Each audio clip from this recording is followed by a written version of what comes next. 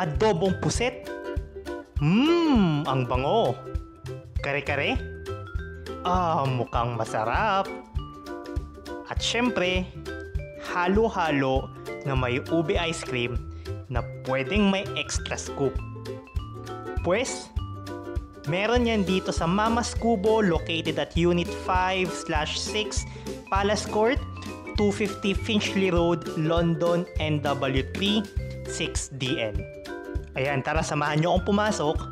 So pagpasok nyo, ayan, meron nga pala silang Uber Eats. So sa mga taga London dyan, pwede kayong umorder online. So pagpasok mo, ayan, maliit lang yung restaurant nila. Pero yung sumalubong sa akin, yung Pinay, sila yung may-ari, mag-asawa sila. Pinapili ako ng upuan. Ayan, as usual, hospitable.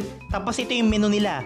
Of course, may typical na Shanghai, merong adobo, kare-kare, nilaga.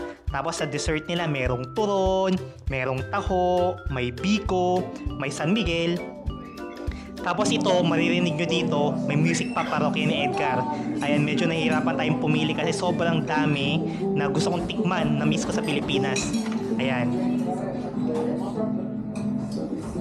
Tapos, meron silang specials, so nagbabago to frequently. Pero yung highlight nila dyan ay yung crispy pata for I think for 30 pounds.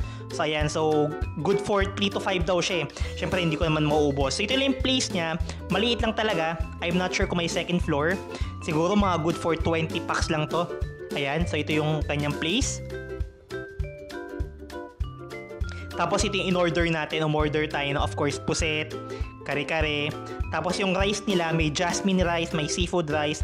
Ang in-order natin yung coconut rice. Okay, so ito in-order natin na puset for 13 pounds, 13.50. So hindi ganong kalaki yan yung pusit niya pero malasa. At you can see meron pang sitaw, tapos mga sibuyas, masarap siya. Tapos ito naman yung kare-kare.